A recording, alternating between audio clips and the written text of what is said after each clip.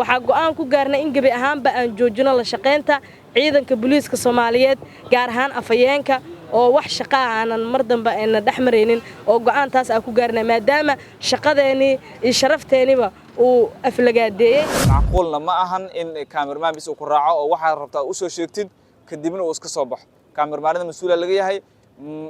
kaligoodna kuma raaci karaan sidaas ay hadalku dhahay hadalkii ayuu gudiyay wuxuu sheegay in cameramanada ay yihiin kuwa waalan oo la iska wato dhowr jeer ayaan aragnay afayeenka asigoo riyaasha bahdilaya meel fog u wadanaya si xun u dhaqmaya ma aqaan halka uu markaas ka xanaaqsanaa laakiin saxaafadii u gafay kadibna uu dhahay cameramanada haday waaliyiin inta soo istaagaan ninkii cameramankiisu uu waaliyahay ha soo wato bismillaahir rahmaanir rahiim waa idin salaam marka hore saaxiibada sidaad wada ogsoon tihiin saakii hal saac waxaan intimid 5 saac iyo bar fariinta xiliga ay soo dhacday waad ogeedeen afayeenka booliiska ayaa halkaan saxaafada ku balamiyay wuxuu sheegay in la aadayo howlgal iyadoo saas ay tahay howlgalkii la aadayo oo wariyaashii ay imaadeen muddo 2 saac ay joogeen saldhigga Xamar Jajab saxaafadii oo dhan afayeenkii qaar ayaa wacay telefoonada ku jawaabay qaar kale telefoonada ku qabtay wuxuu sheegay inuu imaanayo markuu yimid oo saxaafadii uu soo hor istaagay waad ogsoonay hadalka uu dhahay oo ah in markaas loo baahan yahay cameramanada bis loo baahan yahay su'aalan weydiiyay oo waxaan afiyeen cameraman inaad kaliya ku raaco annaga wax war ah oo arintaas ku jira ma jiraan macquulna ma ahan in cameraman bis uu ku raaco oo waxa rabtaa u soo sheegtid kadibna uu iska soo baxo cameramanada mas'uul laga yahay kaligoodna kuma raaci karaan sidaas ay hadalku dhahay hadalkii ayuu gudiyay wuxuu sheegay in cameramanada ay yihiin kuwa waalan oo la iska wato arintaas ayaa dhalisay in maanta afayeenkii booliiska oo sida wanaagsan saxaafadda u shaqeyn jirtay asagoo markaas ma aqaan halka uu markaas ka xanaaqsanaa laakiin saxaafadii u gafay kadibna uu dhahay cameramanada haday waaliyiin inta soo istaagaan ninkii cameramankiisu uu waaliyahay ha soo wato inta badan cameramanada hadalkaas ay ka xanaaqeen saxaafadii intooda badan waa joojiyeen warkii oo awalba ahaa in fariin uu dad dhaxmarsado oo ku saabsanaa burburintu waa ogsoonahay meel badan ayay ka dhacday oo dawladda dhul badan ay burburisay oo meel badan ay burburin ay ka sameysay saxaafadda looma wici jirin halkaan ay shir jiray afayeen ku qaban jiray su'aal hataa in la weydiiyo waa uu diidinaa laakiin arinta la yaab kale waxay tahay in bakaaraha burburin laga sameynayo oo saxaafadii dhan isku wacay halkaas aan tageena uu dhahay haddana markii ay suurtagal weysay uu dhahay in cameraman bis ah ayaan u baahanahay marka arintaas ayaa saxaafadda halkaan maanta shir jiray ku qabatay sidaas ay ugu caroodeen iyagu waa Shukri Caab Cabdi dabcan waxaan ka tirsanahay bahda saxaafadda xilligan inta waxa u taaganahay si bulshadeena aan ugu shaqeeyno anaga wariyaalaha nahay dabcan shaqadeena waxay tahay wax walba oo wadanka ka jira iyo wax walba dhacayna soo gudbino aan bulshada indhaheeda maadaama aan nahay halkan waxaan ugu balamiyay oo ah saldhigga degmada Xamar Jajab hortiisa afayeenka ciidanka booliiska Soomaaliyeed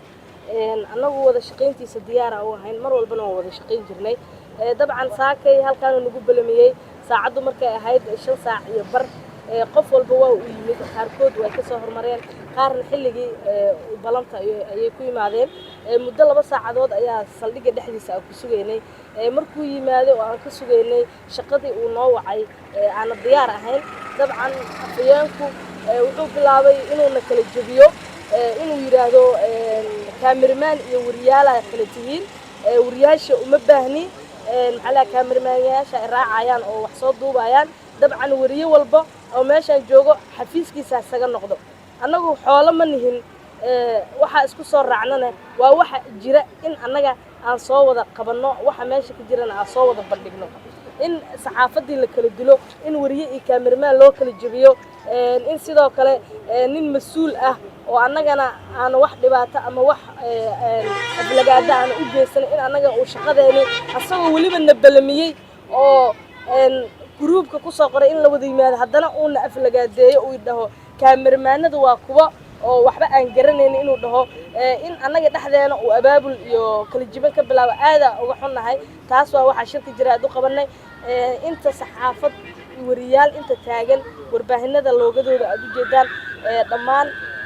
wariyaasha ka socdo oo booliiska ugu qoran maanta laga bilaabo maanta oo dabcan maanta oo sabti ah taariikhduna ay tahay 10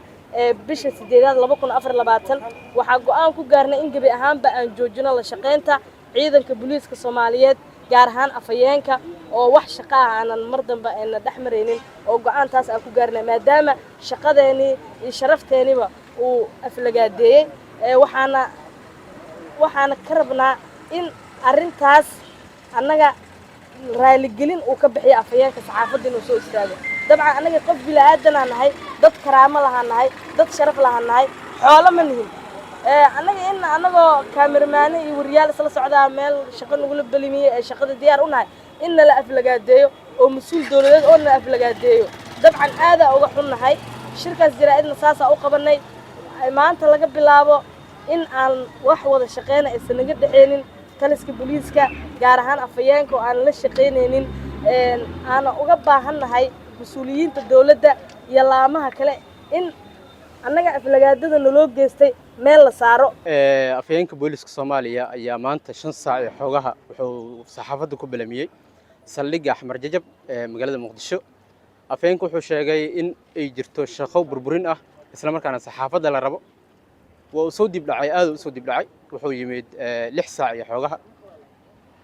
waxyaabaha marka ugu daran oo saxaafadda maanta ay ka cabanaydo waxa waaye in afayeenka markuu yimid mar walba oo saxaafadii bahdilo si xun ula dhaqmo maanta ugu dambeeyay